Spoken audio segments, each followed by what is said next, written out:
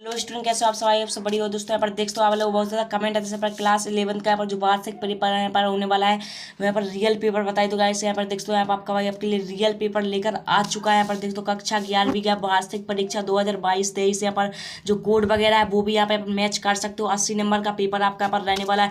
100% बिल्कुल real paper आपका भाई आपके लिए लेकर आ चुका है, जो आपका यहाँ पर 3 अप्रैल को पेपर होगा। पूरा रियल पेपर यहाँ पर इस वीडियो में आपको दिखाने वाला हूँ। अगर 80 में से 80 मार्क्स चाहिए तो एंड तक देख लेना वीडियो।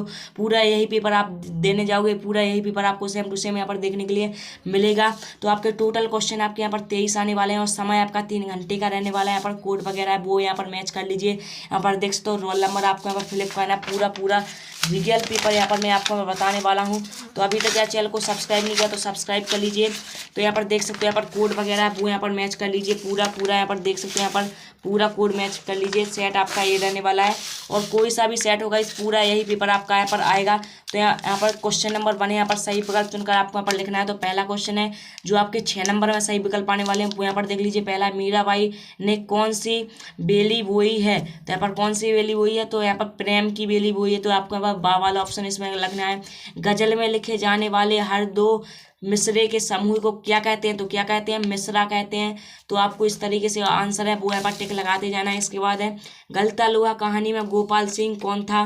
तो गोपाल सिंह कौन था आपको पता ही, वहाँ पर गीतकार था।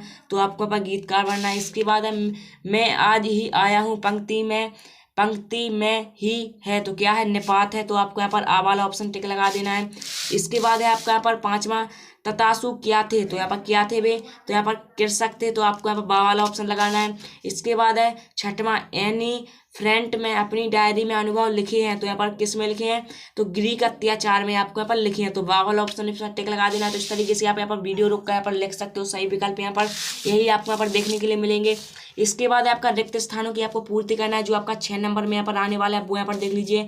तो पहला है घर की याद कविता इन डॉट डॉट ऋतु में लिखी गई। तो आप कौन सा ऋतु में लिखी? तो ग्रीष्म ऋतु में आपको यहाँ पर लिखी गई। तो आपको ग्रीष्म भरना है। रीतिकाल का प्रमुख रस किसे कहते हैं? तो आपको पता ही हुआ यहाँ पर श्रृंगार रस को रीतिकाल का रस भी यहाँ पर कहते हैं। तो आपको ऑप्शन नंबर पे श्रृंगार इसमें भरना है। इसके बाद है कामानी जयशंकर प्रसाद का प्रमुख क्या है? तो उन्होंने महाकाव्य लिखा था या खंड काव्य लिखा? तो कामानी जयशंकर प्रसाद आपका यहाँ पर क्या था? यहाँ पर आपका महाकाव्य था। तो आपको महाकाव्य बनना है। इसका मियां नसरुद्दीन इन डॉट डॉट ने मसीहा थे। तो किसके?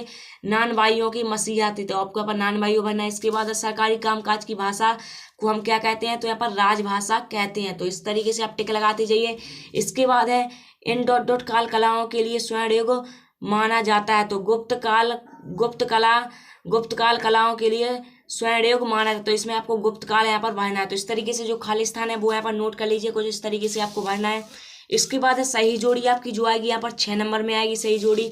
कविता का गांधी, इसके बाद गजल की पंक्तियां मेरी कहानी, ध्वनि के समूह को छाओ, समय का तकाजा। तो इस तरीके से नोट कर लीजिए। आपको लास्ट में यहाँ पर सही जोड़ी के आंसर यहाँ पर बताने वाला होके।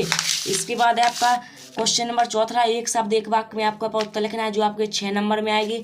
कौन सी दिशा सबसे खतरनाक होती है? प्रसाद गौड़ का आपको एक उदाहरण लिखना है।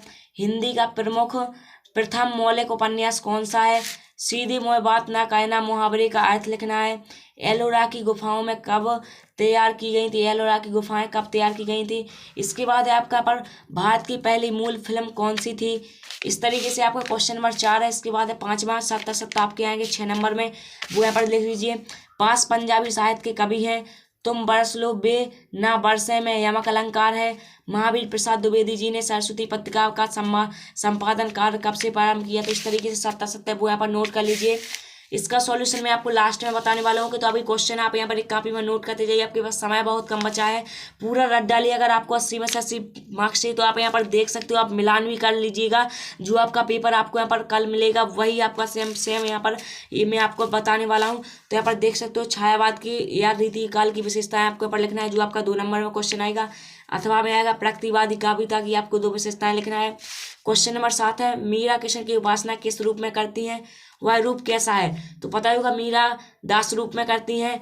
वह रूप उनका यहाँ प्रेम सौंदर्य है। रीतिकाल को श्रृंगार काल क्यों कहा जाता है? तो इस तरीके से अपन कोड वगैरह वो मैच कर लीजिए। पूरा रियल पेपर बता रहा हूँ आपको। आप महाकाव्य और खंडकाव्य में आपको 2 अंतर लिखना है। 2 नंबर में आपका क्वेश्चन आएगा। यमक अलंकार की परिभाषा उदाहरण सहित आपको लिखना है। शब्द शक्ति से क्या तात्पर्य है? किसी एक शब्द शक्ति का आपको उदाहरण लिखना है। दोहा छंद की परिभाषा आपको उदाहरण सहित लिखना है। द्विवेदी युग की दो विशेषताएं लिखना है। रेखाचित्र और संस्मरण में आपको अंतर लिखना है। क्वेश्चन नंबर 11 में है आपका दबा हुआ आदमी एक कवि भी है, यह बात कैसे पता चली? इस तरीके से क्वेश्चन है वो यहाँ पर नोट करते जाइए। क्वेश्चन नंबर 12 है राजभाषा और राष्ट्रभाषा में आपको दो अंतर लिखना है। इस तरीके से क्वेश्चन नंबर 13 है शास्त्रीय संगीत और चित्रपट संगीत में आपको अंतर लिखना है। विज्ञापन लेखन में किन किन बातों का ध्यान रखना आवश्यक होता है, और शब्द योग किसे कहते हैं, कितने प्रकार के होते हैं, उदाहरण सहित आपको यहाँ पर लिखना है। तो यहाँ पर देख सकते हो पूरा रियल पेपर मैं आपको बता रहा हूँ। तो आप चैनल को अभी तक सब्सक्राइब नहीं किया तो सब्सक्राइब कर लीजिए, और टेलीग्राम चैनल को ज्वाइन नहीं किया तो लिंक डिस्क्रिप्शन में जाकर ज्वाइन कर लीजिए, क्योंकि आपको यहाँ पर इसका सॉल्यूशन वहीं पर आपको प्रोवाइड किया जाएगा, और जो भी इन्फॉर्मेशन आती है वो टेलीग्राम चैनल पर अपलोड कर दी जाती है। तो लिंक डिस्क्रिप्शन में जाकर ज्वाइन कर लीजिए। आपको जिस भी कक्षा का पेपर चाहिए एक बार कमेंट कर जरूर बता देना।